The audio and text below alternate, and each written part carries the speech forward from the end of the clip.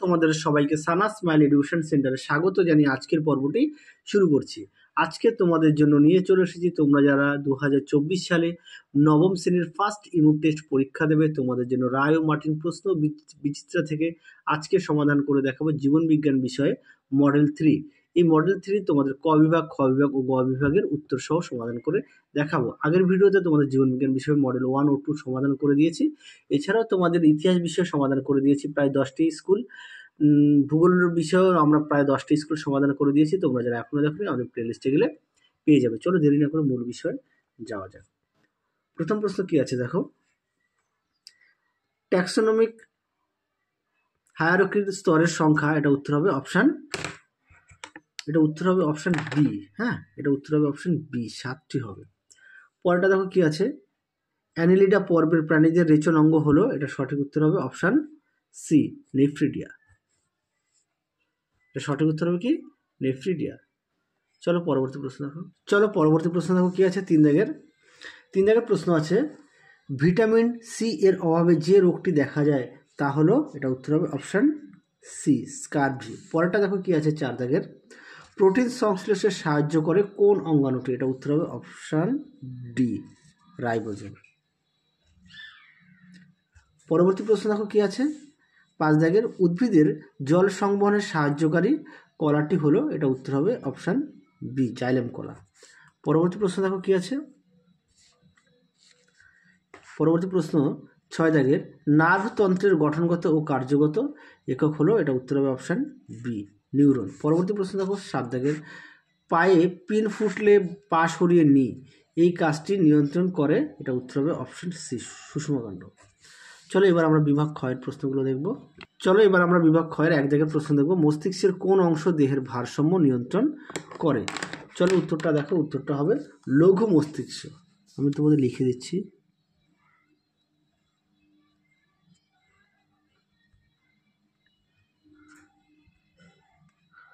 লঘু মস্তিষ্ক। চলো পরের প্রশ্নটা দেখো, 2 দাগের প্রশ্নটা তোমরা একটু দেখে নাও, এটা সঠিক উত্তর হবে, এর মধ্যে বলেছে যে বিষয়টি খুঁজে বের করে লেখো, এটার সঠিক উত্তর হবে অগ্রাটা।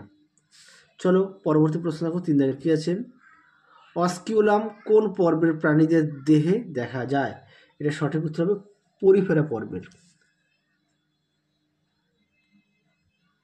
পরিফেরা পর্বের। পরবর্তী প্রশ্ন দেখো কি আছে, আপেল, পেয়ারা, নাশপাতি প্রভৃতি ফলের ত্বকে কোন ধরনের কলা দেখা যায়, এটা উত্তর হবে স্ক্লেরেন কাইমা। আমি দেখো এখানে লিখে দিচ্ছি, স্ক্লেরেন কাইমা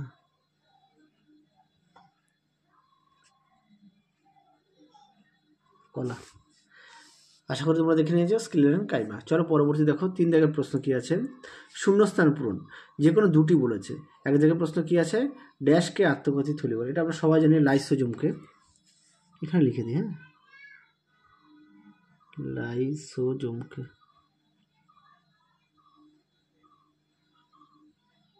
লাইসোজোমকে, ঠিক আছে।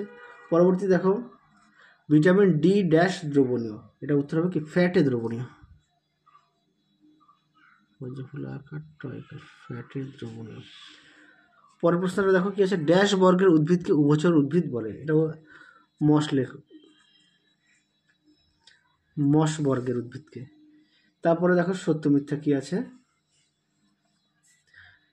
4-এর 1 দাগের প্রশ্ন কি আছে দেখো, অ্যারিস্টটল উদ্ভিদবিদ্যার জনক, এটা কি মিথ্যা, সঠিক উত্তর হবে, অ্যারিস্টটল কি ছিল, প্রাণীবিদ্যার জনক। আমি ব্যাখ্যাটা লিখে দিচ্ছি, প্রাণীবিদ্যার জনক।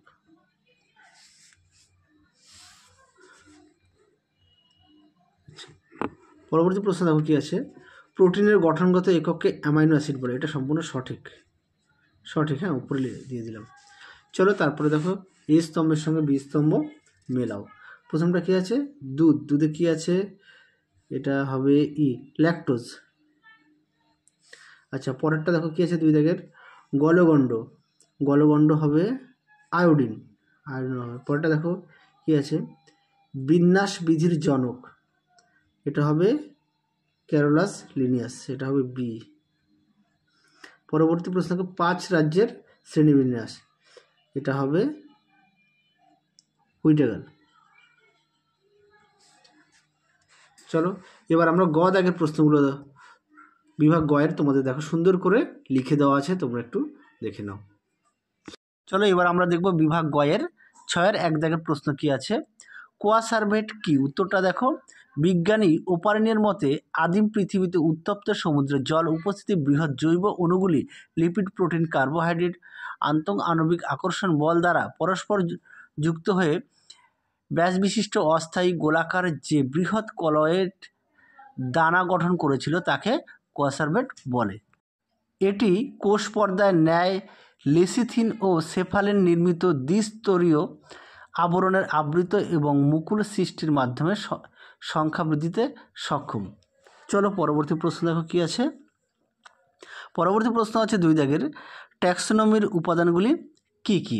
উত্তরটা দেখো, প্রথম পয়েন্ট আছে 1 নম্বর দিয়ে দেখো বৈশিষ্ট্য নির্বাচন। উত্তরটা দেখো, প্রথমেই কোনো নমুনাকে ভালোভাবে পর্যবেক্ষণ করে তার বৈশিষ্ট্যগুলিকে চিহ্নিত করতে হবে, এই প্রক্রিয়াকে বৈশিষ্ট্য নির্বাচন বলে। পরবর্তী পয়েন্ট দেখো 2 নম্বর, শনাক্তকরণ। বিশেষ বৈশিষ্ট্যের উপর ভিত্তি করে কোনো জীবকে অন্যান্য জীবদের থেকে আলাদা করে চিনে নেওয়ার পদ্ধতিকে বলে শনাক্তকরণ। চলো পরের পয়েন্ট দেখো কি আছে 3 দাগের, নামকরণ। নির্দিষ্ট গোষ্ঠীভুক্ত প্রত্যেক জীবকে আন্তর্জাতিক স্বীকৃত নিয়ম অনুযায়ী পৃথক পৃথক নাম দেওয়ার পদ্ধতিকে নামকরণ বলে।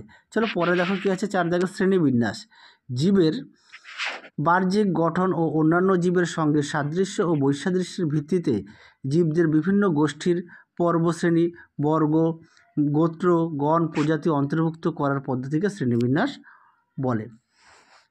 চলো পরে 5 নম্বর পয়েন্ট দেখো কি আছে, যে কটা এখানে প্রশ্নগুলো আছে প্রতিটা প্রশ্ন কিন্তু গুরুত্বপূর্ণ। হ্যাঁ, এই প্রশ্নটা কিন্তু খুবই আসে পরীক্ষায়, তোমরা অবশ্যই ভালো করে পড়বে। 5 নম্বর পয়েন্ট আছে দেখো, প্রামাণ্য দলিল সংরক্ষণ।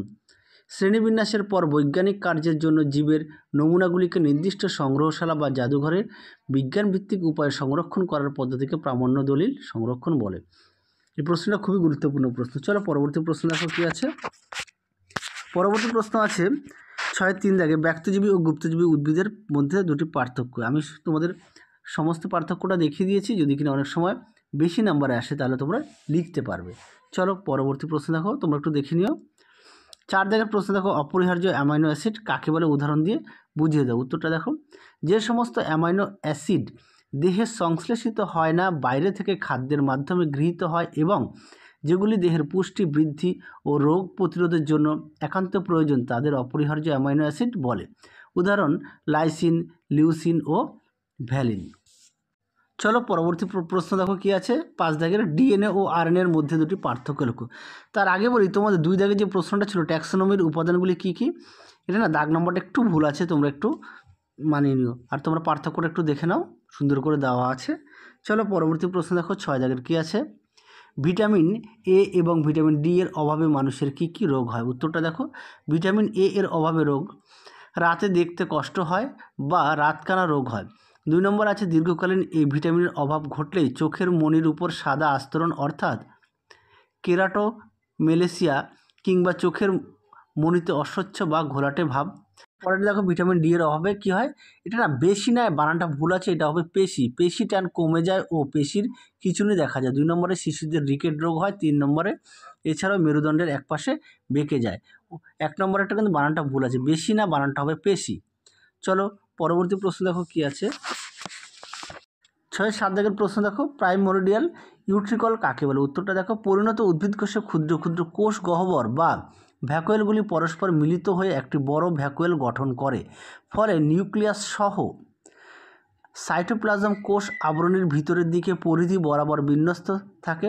ভ্যাকুয়েলকে বেষ্টন করে সাইটোপ্লাজমের এরকম বিন্যাসকে প্রাইমোরডিয়াল ইউট্রিকল বলে।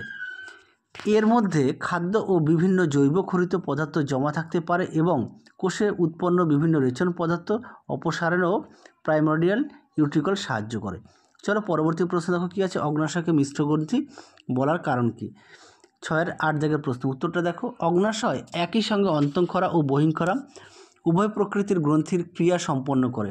অগ্নাশয়ের বহিঃক্ষরা অংশের অ্যাসিনি কোষ থেকে খরিত অগ্নাশয় রস বিভিন্ন খাদ্য পরিপাককারী উৎসেচক যুক্ত হয়, যা খাদ্য পরিপাক ক্রিয়ার সহায়তা করে। আবার অগ্নাশয়ের আইলেটস অব ল্যাঙ্গারহ্যান্স নামক অন্তঃক্ষরা অংশ থেকে ইনসুলিন, গ্লুকাগন ও সোমাটোস্ট্যাটিন নামক হরমোন খরিত হয়, যা রক্তে শর্করার মাত্রা নিয়ন্ত্রণ করে।